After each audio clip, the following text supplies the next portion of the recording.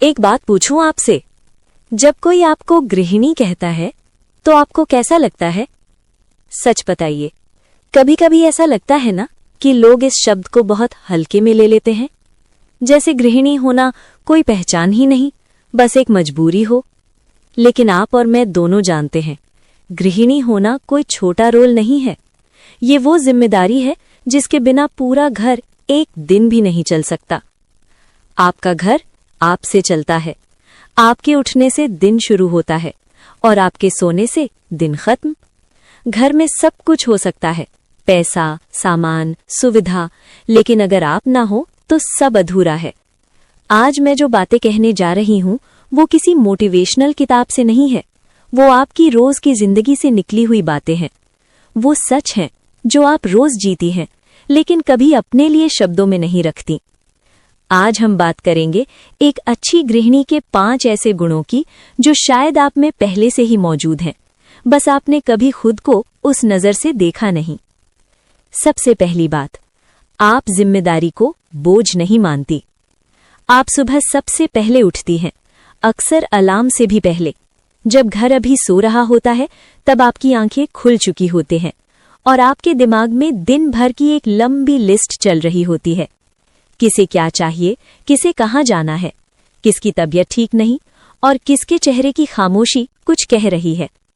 रात को आप तब सोती हैं जब सब सो जाते हैं, जब किचन शांत हो जाता है, जब लाइटें बंद हो जाती हैं और घर आखिरकार आपको अब आराम करो कहता है।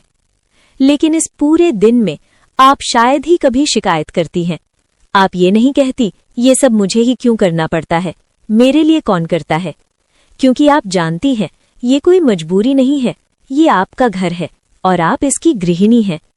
आप साड़ी का पल्ला ठीक करते हुए, बालों का जूड़ा बांधते हुए खुद को तैयार करती हैं, मिरर के सामने नहीं, जिंदगी के सामने। आपको बिना बताए पता होता है आज कौन अंदर से ठीक नहीं है, कौन कुछ कहना चाहता है पर कह नहीं पा रहा, कौन सिर्फ आपके एक सवाल का इंतजार कर रहा है।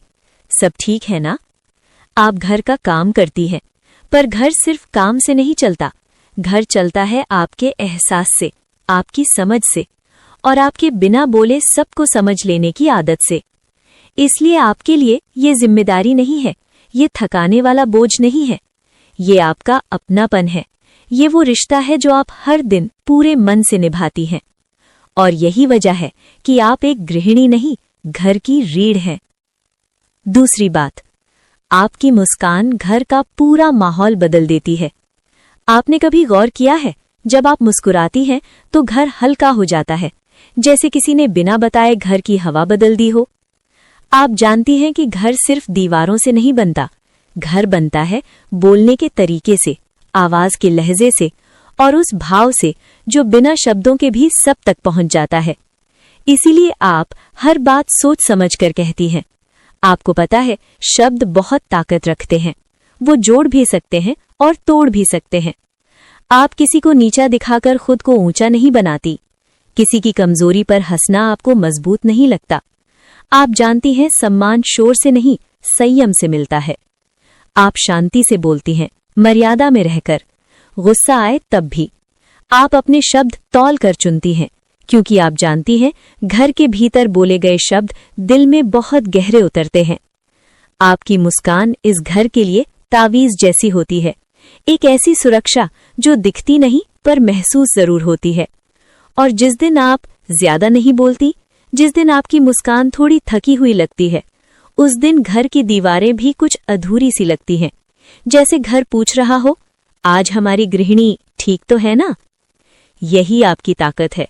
आप बिना कुछ कहे भी घर का हाल बता देती हैं और शायद इसी वजह से आपकी एक मुस्कान पूरे घर को संभाल लेती है। तीसरी बात, आप खाना सिर्फ बनाने के लिए नहीं बनाती। आप जब रसोई में जाती हैं तो मजबूरी में नहीं जाती, कोई आपको धक्का देकर नहीं भेजता, कोई लिस्ट पकड़ाकर नहीं कहता ये करना ही है। आप खुद जाती हैं क्योंकि आप जानती हैं घर का रास्ता पेट से होकर दिल तक जाता है। आपके लिए खाना सिर्फ रोटी सब्जी नहीं होता, उसमें सवाल होते हैं, आज किसका मन उदास है, किसे क्या पसंद है, किसे कम मसाला चाहिए, किसे बिना मिर्च। जो बनाना आता है आप पूरे मन से बनाती हैं और जो नहीं आता उसे सीखने में आपको कोई शर्म नहीं लगती। कभी माँ से पूछकर, कभी किसी पड़ोसन से, कभी वीडियो देखकर आप सीख ही लेती हैं। आप बार बार बाहर खाने की जिद नहीं करती। आप जानती हैं बाहर का स्वाद थोड़ी देर खुश कर सकता है, लेकिन सेहत आपके हाथ में है। इसलिए आप तेल कम रखती हैं, नमक सोच समझ कर डालती हैं और खाना परोसने से पहले खुद एक कौर चखते हैं। सिर्फ स्वाद देखने के लिए नहीं, बल्कि ये देखने के लिए कि कहीं कोई कमी आपके अपनों तक न पहुंच जाए। आप सिर्फ गृहिणी नहीं हैं, आप अपने घर की शबरी हैं, जो बिना कहे समझ जाती है कि किसे क्या चाहिए। आप चाहती हैं कि घर वाले सिर्फ पेट भरकर ना उठें, बल्कि दिल भरकर उठें, कि खाना खाते हुए उन्हें ये एहसास हो कोई है जो हमारी परवाह करता है। और शायद यही वजह है आपके हाथ का साधारण खाना भी घर वालों को सबसे ज्यादा खास लगता है, क्योंकि उसमें नमक मसाले से ज्यादा आपका अपनापन मिला होता है। चौथी बात, आप सब कुछ पहले से संभाल लेती हैं। आपको सब याद रहता है, बिना लिखे, बिना बताए। बच्चों की पढ़ाई, किसका टेस्ट है, किसका प्रोजेक्ट जमा करना है, किस दिन किसे जल्दी उठाना है, पति का टूर कब निकलना है, कौन सी फाइल साथ रखनी है, कौन सी शर्ट प्रेस होनी चाहिए, सास ससुर की दवाइयाँ, किस वक्त कौन सी गोली खाने से पहले या बाद में कब खत्म होने वाली है और कब नहीं लानी है। आप अलार्म लगाकर सोती हैं, इसलिए नहीं कि आपको जल्दी उठने का शौक है, बल्कि इसलिए कि सत्य को नारायण के रूप में पूजना ही सत्य नारायण की पूजा है। इसका दूसरा अर्थ यह है कि संसार में एकमात्र नारायण ही सत्य है, बाकी सब माया है। सत्य में ही सारा जगत समाया हुआ है। सत्य के सहारे ही शेष भगवान पृथ्वी को धारण करते हैं। श्री सत्यनारायण व्रत का वर्णन देवर्षि नारद जी के पूछने पर स्वयं भगवान विष्णु ने अपने मुख से किया है। श्री सत्यनारायण व्रत की कथा। एक बार योगी नारद जी ने भ्रमण करते हुए मृत्यु लोक के प्राणियों को अपने अपने कर्मों के अनुसार तरह तरह के दुखों से परेशान होते देखा। इससे उनका संत हृदय द्रवित हो उठा और वे वीणा बजाते हुए अपने परम आराध्य भगवान श्री हरि के शरण में हरि कीर्तन करते क्षीर सागर पहुंच गए और स्तुति पूर्वक बोले, हे नाथ, यदि आप मेरे ऊपर प्रसन्न हैं तो मृत्यु लोक के प्राणियों की व्यथा हरने वाला कोई छोटा सा उपाय बताने की कृपा करें। तब भगवान ने कहा, हे वत्स, तुमने विश्व कल्याण की भावना से बहुत सुंदर प्रश्न किया है, अतः तुम्हें साधुवाद है। आज मैं तुम्हें ऐसा व्रत बताता हूं जो स्वर्ग में भी दुर्लभ है और महान पुण्यदायक है तथा मोह के बंधन को काट देने वाला है, और वह है श्री सत्यनारायण व्रत। इसे विधि विधान से करने पर मनुष्य सांसारिक सुखों को भोग कर परलोक में मोक्ष प्राप्त कर लेता है। इसके बाद काशीपुर नगर के एक निर्धन ब्राह्मण को भिक्षावृत्ति करते देख भगवान विष्णु स्वयं ही एक बुढ़े ब्राह्मण के रूप में उस निर्धन ब्राह्मण के पास जाकर कहते हैं, हे विप्र, श्री सत्यनारायण भगवान मनोवांछित फल देने वाले हैं। तुम उनके व्रत पूजन करो, जिसे करने से मनुष्य सब प्रकार के दुखों से मुक्त हो जाता है। इस व्रत में उपवास का भी अपना महत्व है, किंतु उपवास से मात्र भोजन न लेना ही नहीं समझना चाहिए। उपवास के समय हृदय में यह धारणा होनी चाहिए कि आज श्री सत्यनारायण भगवान हमारे पास ही विराजमान हैं। अतः अंदर व बाहर शुचिता बनाए रखनी चाहिए और श्रद्धा विश्वास पूर्वक भगवान का पूजन कर उनकी मंगलमयी कथा का श्रवण करना चाहिए। सायं काल में यह व्रत पूजन अधिक प्रशस्त माना जाता है। श्री सत्यनारायण की कथा बताती है कि व्रत पूजन करने में मानव मात्र का समान अधिकार है, चाहे वह निर्धन, धनवान, राजा हो या व्यवसायी, ब्राह्मण हो या अन्य वर्ग, स्त्री हो या पुरुष। यही स्पष्ट करने के लिए इस कथा में निर्धन ब्राह्मण, गरीब लकड़हारा, राजा उल्का मुख, धनवान व्यवसायी, साधु वैश्य, उसकी पत्नी लीलावती, पुत्री कलावती, राजा तुंग ध्वज एवं गोपगणों की कथा का समावेश किया गया है। कथा सार ग्रहण करने से यह निष्कर्ष निकलता है कि जिस किसी ने सत्य के प्रति सदा विश्वास किया, उन सबके कार्य सिद्ध हो गए। जैसे लकड़हारा, गरीब ब्राह्मण, उल्का मुख, गोपगणों ने सुना कि यह व्रत सुख, सौभाग्य, संतति, संपत्ति सब कुछ देने वाला है, तो सुनते ही सदा भक्ति तथा प्रेम के साथ सत्य व्रत का आचरण करने में लग गए और फल स्वरूप इस लौकिक सुख को भोग कर परलोक में मोक्ष के अधिकारी हुए। साधु वैश्य ने भी यही प्रसंग राजा उल्का मुख से विधि विधान के साथ सुना, किंतु उसका विश्वास अधूरा था, श्रद्धा में कमी थी। वह कहता था कि संतान प्राप्ति पर सत्य व्रत पूजन करूंगा। समय बीतने पर उसके घर एक सुंदर कन्या ने जन्म लिया। उसकी श्रद्धालु पत्नी ने व्रत की याद दिलाई तो उसने कहा कि कन्या के विवाह के समय करेंगे। समय आने पर कन्या का विवाह भी हो गया, किंतु उस वैश्य ने व्रत नहीं किया। वह अपने दामाद को लेकर व्यापार के लिए चला गया। उसे चोरी के आरोप में राजा चंद्रकेतु द्वारा दामाद सहित कारागार में डाल दिया गया। पीछे घर में भी चोरी हो गई। पत्नी लीलावती व पुत्री कलावती भिक्षावृत्ति के लिए विवश हो गई। एक दिन कलावती ने किसी विप्र के घर श्री सत्यनारायण का पूजन होते देखा और वह घर आकर मां को बताया। तब मां ने अगले दिन श्रद्धा से व्रत पूजन कर भगवान से पति और दामाद के शीघ्र वापस आने का वरदान मांगा। श्री हरि प्रसन्न हो गए और स्वप्न में राजा को दोनों बंदियों को छोड़ने का आदेश दिया। राजा ने उनका धन धान्य तथा प्रचुर द्रव्य देकर उन्हें विदा किया। घर आकर पूर्णिमा और संक्रांति को सत्यव्रत का जीवन पर्यंत आयोजन करता रहा। फलतः सांसारिक सुख भोग कर उसे मोक्ष प्राप्त हुआ। इसी प्रकार राजा तुंगध्वज ने वन में गोपगणों को श्री सत्यनारायण भगवान का पूजन करते देखा, किंतु प्रभुता के मद में चूर राजा न तो पूजा स्थल पर गया, न दूर से ही प्रणाम किया और न ही गोपगणों द्वारा दिया गया प्रसाद ग्रहण किया। परिणाम यह हुआ कि राजा के पुत्र धन धान्य असुगजादि सब नष्ट हो गए। राजा को अकस्मात यह आभास हुआ कि विपत्ति का कारण सत्यदेव भगवान का निरादर है। उसे बहुत पश्चाताप हुआ। वह तुरंत वन में गया। गोपगणों को बुलाकर काफी समय लगातार सत्यनारायण भगवान की पूजा की। फिर उसने उनसे ही प्रसाद ग्रहण किया तथा घर आ गया। उसने देखा कि विपत्ति टल गई और उसकी सारी संपत्ति तथा जन सुरक्षित हो गए। राजा प्रसन्नता से भर गया और सत्य व्रत के आचरण में निरत हो गया तथा अपना सर्वस्व भगवान को अर्पित कर दिया। श्री सत्यनारायण व्रत से हमें शिक्षा मिलती है कि सत्य स्वरूप ब्रह्म जीवात्मा रूप में हमारे अंदर विद्यमान है। हम सब सत्य के ही स्वरूप हैं, पर माया के वश में आकर नष्ट होने वाली वस्तुओं को संग्रह करने की सोचकर संसार में मग्न हो रहे हैं। इस अज्ञान को दूर करके सत्य को स्वीकार करना और प्रभु की भक्ति करना ही मानव का धर्म है।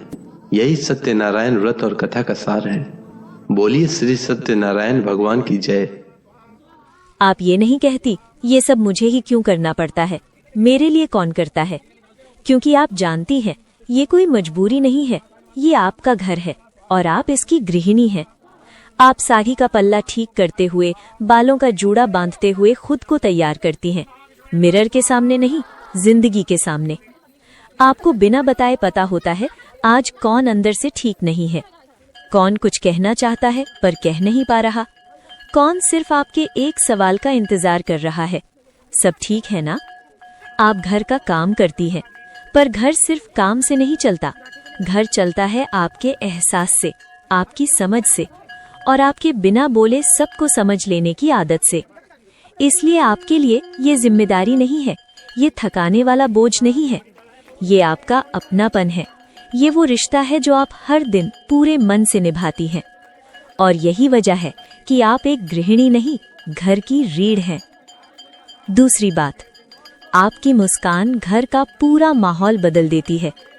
आपने कभी गौर किया है, जब आप मुस्कुराती हैं तो घर हल्का हो जाता है, जैसे किसी ने बिना बताए घर की हवा बदल दी हो। आप जानती हैं कि घर सिर्फ दीवारों से नहीं बनता, घर बनता है बोलने के तरीके से, आवाज के लहजे से और उस भाव से जो बिना शब्दों के भी सब तक पहुंच जाता है। इसीलिए आप हर बात सोच समझ कर कहती हैं। आपको पता है शब्द बहुत ताकत रखते हैं, वो जोड़ भी सकते हैं और तोड़ भी सकते हैं। आप किसी को नीचा दिखाकर खुद को ऊंचा नहीं बनाती। किसी की कमजोरी पर हंसना आपको मजबूत नहीं लगता। आप जानती हैं सम्मान शोर से नहीं, संयम से मिलता है। आप शांति से बोलती हैं, मर्यादा में रहकर। गुस्सा आए तब भी आप अपने शब्द तौल कर चुनती हैं, क्योंकि आप जानती हैं घर के भीतर बोले गए शब्द दिल में बहुत गहरे उतरते हैं। आपकी मुस्कान इस घर के लिए तावीज जैसी होती है, एक ऐसी सुरक्षा जो दिखती नहीं पर महसूस जरूर होती है। और जिस दिन आप ज्यादा नहीं बोलती, जिस दिन आपकी मुस्कान थोड़ी थकी हुई लगती है, उस दिन घर की दीवारें भी कुछ अधूरी सी लगती हैं, जैसे घर पूछ रहा हो, आज हमारी गृहिणी ठीक तो है ना? यही आपकी ताकत है।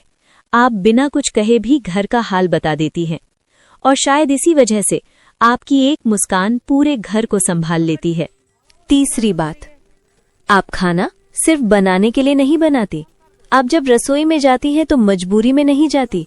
कोई आपको धक्का देकर नहीं भेजता, कोई लिस्ट पकड़ाकर नहीं कहता ये करना ही है।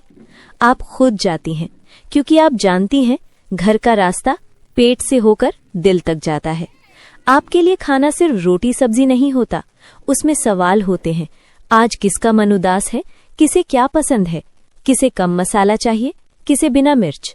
जो बनाना आता है आप पूरे मन से बनाती हैं और जो नहीं आता उसे सीखने में आपको कोई शर्म नहीं लगती। कभी माँ से पूछकर, कभी किसी पड़ोसन से, कभी वीडियो देखकर आप सीख ही लेती हैं। आप बार बार बाहर खाने की जिद नहीं करती।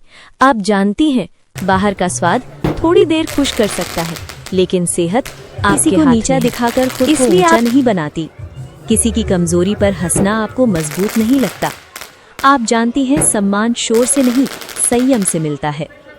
आप शांति से बोलती हैं, मर्यादा में रहकर। गुस्सा आए तब भी आप अपने शब्द तौल कर चुनती हैं, क्योंकि आप जानती हैं घर के भीतर बोले गए शब्द दिल में बहुत गहरे उतरते हैं। आपकी मुस्कान इस घर के लिए तावीज़ जैसी होती है, एक ऐसी सुरक्षा जो दिखती नहीं पर महसूस जरूर होती है। और जिस दिन आप ज्यादा नहीं बोलती, जिस दिन आपकी मुस्कान थोड़ी थकी हुई लगती है, उस दिन घर की दीवारें भी कुछ अधूरी सी लगती हैं, जैसे घर पूछ रहा हो, आज हमारी गृहिणी ठीक तो है ना? यही आपकी ताकत है। आप बिना कुछ कहे भी घर का हाल बता देती हैं और शायद इसी वजह से आपकी एक मुस्कान पूरे घर को संभाल लेती है।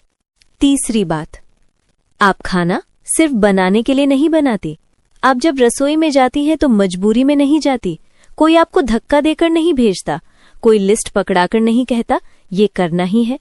आप खुद जाती हैं क्योंकि आप जानती हैं घर का रास्ता पेट से होकर दिल तक जाता है। आपके लिए खाना सिर्फ रोटी सब्जी नहीं होता, उसमें सवाल होते हैं। आज किसका मन उदास है, किसे क्या पसंद है, किसे कम मसाला चाहिए, किसे बिना मिर्च। जो बनाना आता है आप पूरे मन से बनाती हैं और जो नहीं आता उसे सीखने में आपको कोई शर्म नहीं लगती। कभी माँ से पूछकर, कभी किसी पड़ोसन से, कभी वीडियो देखकर आप सीख ही लेती हैं। आप बार बार बाहर खाने की जिद नहीं करती। आप जानती हैं बाहर का स्वाद थोड़ी देर खुश कर सकता है, लेकिन सेहत आपके हाथ में है। इसलिए आप